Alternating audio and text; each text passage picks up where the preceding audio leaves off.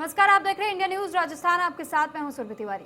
इस बुलेटिन की शुरुआत बड़ी खबर के साथ करेंगे। तो इस वक्त की बड़ी खबर आपको बता दें, ये बड़ी खबर कोरोना से जुड़ी हुई। सरकारी अस्पताल में ब्लैक फंगस का पहला ऑपरेशन किया गया है। तो देखिए, कोरोना काल में अब ब्लैक फंगस ने जब से दस्तक दी है, जयपुरी अस्पताल में म्यूक्रोमाइकोसिस का सफल ऑपरेशन किया गया है। 17 मई को 36 साल सुभद्रा मीणा भर्ती हुई थी। 36 साल की बताई जा रही थी सुभद्रा मीणा, जिनका ऑपरेशन हुआ कोविड के दौरान। मरीज को स्टेरॉइड दिया गया था, जिसके बाद से ब्लैक फंगस का शिकार हुई थी। दाईं आंख से दिखना उन्हें बंद हो गया था और इसी शिकायत के बाद से उन्हें अस्पताल में भर्ती कराया गया था। तो सरकारी अस्पताल में ब्लैक फंगस का ये पहला ऐसा ऑपरेशन बताया जा रहा है और जो कि अब सफल भी साबित हुआ है। तो पहला ऐसा सरकारी अस्पताल जहां पर ऑपरेशन किया गया ब्लैक फंगस का, और ब्लैक फंगस का जो ऑपरेशन हुआ वो पूरी तरीके से सफल रहा। जयपुरी अस्पताल में म्यूक्रोमाइकोसिस का सफल ऑपरेशन हुआ है। 17 मई को 36 वर्षीय सुभद्रा मीणा को इस अस्पताल में यानी कि जयपुरी अस्पताल में भर्ती कराया गया था। तो कोविड के दौरान मरीज को स्टेरॉइड दिया गया था और ये मुख्य वजह बताई जाती है कि जो ब्लैक फंगस के लोग शिकार हो रहे हैं वो खास तौर पर वही मरीज हो रहे हैं जिनको अधिकतम मात्रा में या तो स्टेरॉइड दी जा रही है या तो वो बेहद अधिक मात्रा वाले डायबिटिक पेशेंट है और लंबे समय से कोरोना की चपेट में आ चुके हैं, इस महामारी से जूझ रहे हैं। तो ऐसे में जब वो ठीक होने की कगार पर होते हैं तो ब्लैक फंगस की चपेट में आ जाते हैं। तो भारी मात्रा में जो दवाइयां उन्हें दी जाती है उसका वजह से भी ये प्रकोप पड़ा है और दाईं आंख से उन्हें दिखना बंद हो गया था, ये कहा गया था। इस पर अधिक जानकारी के साथ बसंत पांडे संवाददाता हमारे साथ जयपुर से जुड़ चुके हैं। बसंत, जानकारी चाहेंगे आपसे कि जयपुरी अस्पताल में जो महिला भर्ती की गई थी, ये बताया जा रहा है कि पहला ऐसा ऑपरेशन ब्लैक फंगस का जो कि सफल रहा। क्या प्रक्रिया रही, कितने लंबे समय तक इनको अस्पताल में रखा गया, क्या उन्हें डिस्चार्ज कर दिया गया है, क्या कुछ अपडेट्स आपके पास? देखिए, 17 मई को हालांकि जयपुरी अस्पताल में ब्लैक फंगस का पहला सफल ऑपरेशन हुआ। 17 मई को हालांकि 36 वर्षीय जो महिला है इसको भर्ती कराया गया था, जिसके बाद डॉक्टरों की टीम ने जो है तत्काल ऑपरेशन करने का निर्णय लिया गया था। अस्पताल अधीक्षक ने एसएस राणावत ने हालांकि जानकारी दी है कि ENT surgeon doctor Raghav Mehta और मुकेश गांगुर ने तत्काल ऑपरेशन का निर्णय लिया गया। हालांकि ऑपरेशन सफल रहा, लेकिन अभी भी मरीज की हालत स्थिर बनी हुई है।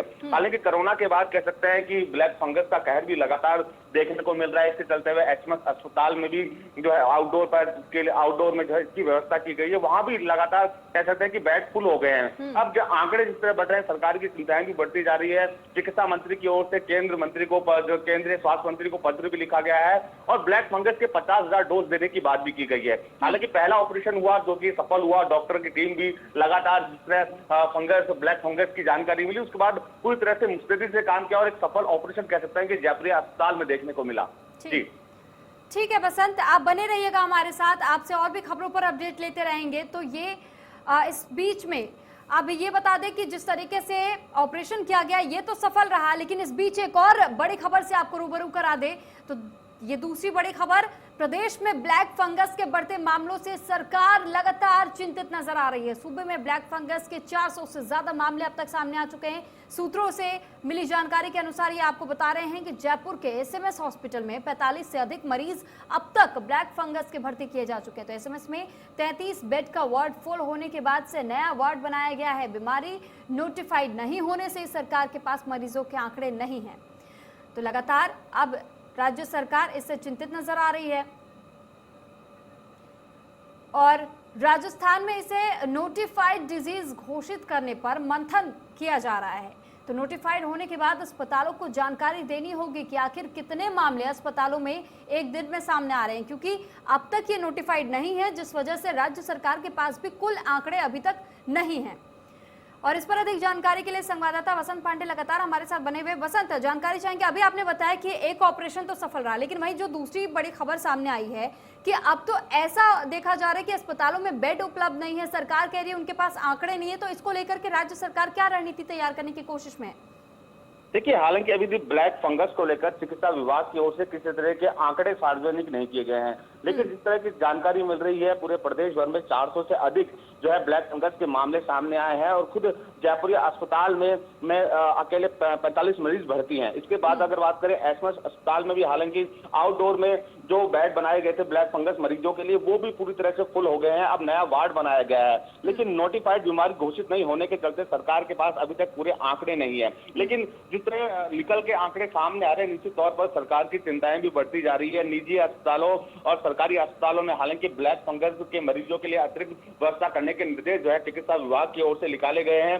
हालांकि केंद्र से भी मांग की गई है कि अगर प्रॉपर तरीके से ब्लैक फंगस की जो डोज है वो अगर सप्लाई होगी तो निश्चित तौर पर इस पर नियंत्रण करने का पूरा प्रयास राजस्थान सरकार करेगी, क्योंकि बढ़ते दिन आंकड़े जिस तरह कोरोना के बाद ब्लैक फंगस के निकल के आ रहे हैं, सरकार की चिंताएं भी बढ़ती जा रही है। हालांकि सरकार की ओर से अस्पतालों में अतिरिक्त बेड भी लगाए जा रहे हैं, लेकिन वो बेड भी अब कहीं ना कहीं फुल होते हुए जा रहे हैं। ऐसे में अब चिकित्सा विभाग के अधिकारियों के साथ मंथन करके अलग ही निर्णय जो है चिकित्सा विभाग की ओर से निकाला जाएगा, ब्लैक फंगस को आखिर किस तरह रोका जाए।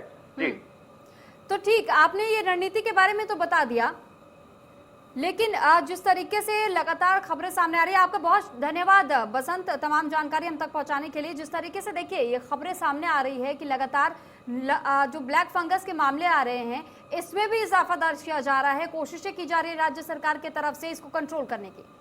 और वहीं देश का कोरोना अपडेट भी अब आपको बता देते हैं कि कैसे 24 घंटे में 2,67,000 से अधिक नए केस अब तक सामने आ चुके हैं। वहीं एक दिन में 4,529 लोगों ने अपनी जान गंवाई है। तो देश में कोरोना रिकवरी रेट की अगर बात की जाए तो रिकवरी रेट गौर फरमाने लायक है, क्योंकि 86.23% अब तक ये बढ़ चुका है। 24 घंटे में 3,89,000 से ज्यादा लोग अब तक ठीक भी हुए हैं। तो संक्रमितों का आंकड़ा 2,54,00,000 के पार पहुंच चुका है। मृतकों का आंकड़ा अब तक 2,83,000 के पार पहुंचा है। तो वहीं एक्टिव मरीजों के आंकड़े की अगर बात करें तो 32 लाख का ये पूरा आंकड़ा बताया जा रहा है। तो देखिए संक्रमितों का आंकड़ा यानी एक्टिव केसेस की बात की जाए तो अब ये करोड़ों में भी संख्या धीरे धीरे पहुंचती हुई नजर आ रही है। और ऐसे में जो एक्टिव मरीज के आंकड़े की बात कर रहे हैं तो 32 लाख अभी भी एक्टिव केसेस बताए जा रहे हैं।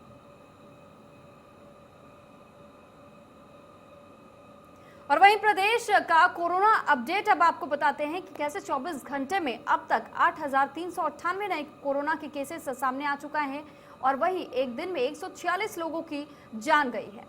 तो जयपुर में आए हैं अब तक 2,676 नए कोरोना केस। वहीं संक्रमितों का कुल आंकड़ा 8,79% ये बताया जा रहा है कि 8,79,000 के करीब ये आंकड़ा पार हो चुका है। और एक्टिव मरीजों की संख्या की अगर बात की जाए तो 1,59,000 के आंकड़े को ये पार करता हुआ नजर आ रहा है। और वहीं मृतकों का कुल आंकड़ा बढ़ करके 7,080 के पार पहुंच चुका है। तो ये 24 घंटे के आंकड़े आपको बता रहे हैं। एक दिन में 146 लोगों ने अपनी जान गंवाई है और वहीं ये पूरा 24 घंटे का आंकड़ा आपको बता रहे हैं। तो प्रदेश भर के ये कोरोना अपडेट्स 8,398 नए कोरोना के केस मिले हैं।